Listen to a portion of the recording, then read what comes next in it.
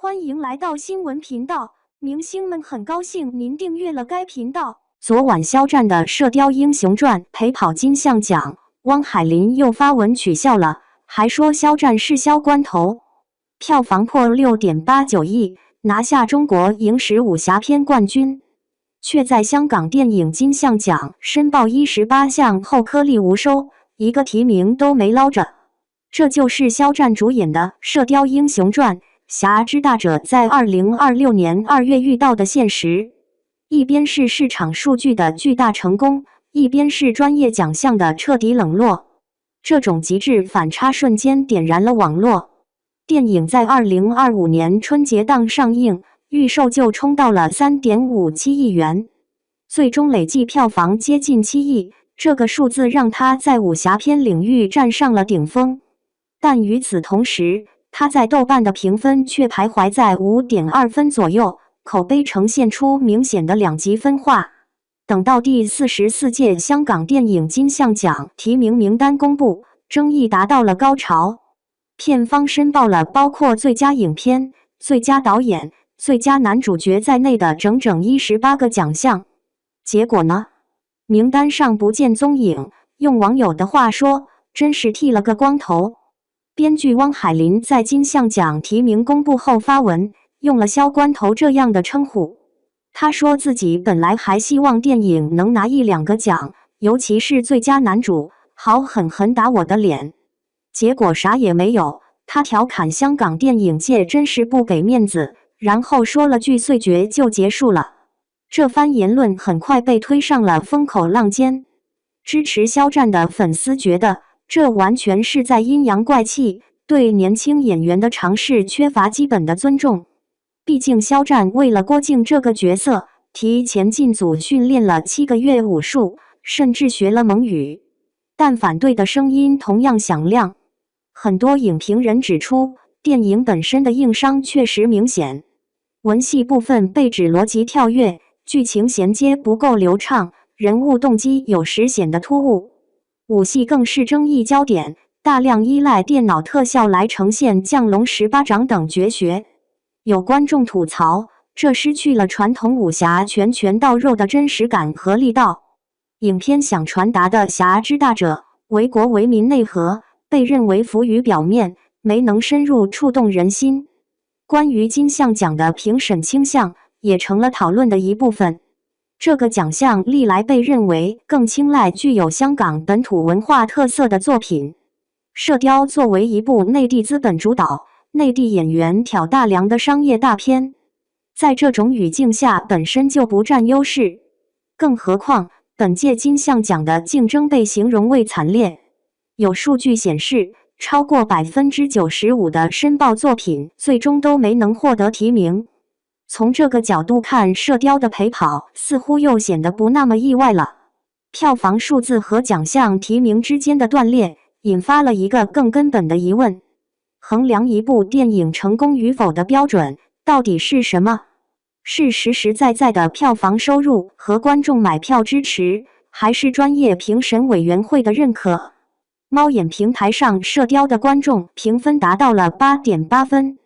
这个分数和豆瓣的5.2分形成了巨大鸿沟，它似乎说明普通购票观众和专业影评人、奖项评审之间存在着不同的评价体系。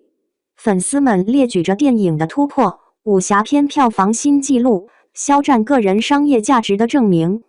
他们认为，在当下电影市场能取得这样的票房成绩，本身就是一种巨大的成功。奖项提名是锦上添花，没有也抹杀不了市场和观众的选择。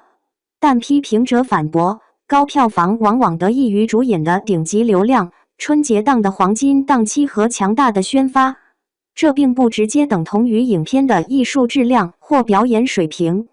金像奖的评审可能恰恰更看重后者。回溯到电影上映初期，2025年2月。汪海林其实就有过更详细的批评。他当时提出一个问题：肖战真的是导演徐克心中郭靖的第一人选吗？他暗示，这可能是资方基于市场考虑做出的安排，而非纯粹的艺术选择。汪海林认为，肖战外形俊秀，气质聪颖，这与郭靖憨厚、钝感甚至有些木讷的传统形象存在差距。AIGC 看文史第3季这种先天的不匹配，给演员的表演带来了巨大挑战。演员可能需要付出更多努力去演出那种气质，而不是自然地成为那个角色。这种流量明星与经典角色适配度的讨论，早已超出了肖战个人。它触及了当下影视行业一个普遍的制作逻辑：大 IP 加顶级流量等于高关注度与高回报预期。这种模式有时能创造市场奇迹，但也时常让作品陷入叫做不叫好的争议。射雕的拍摄周期被披露仅有98天。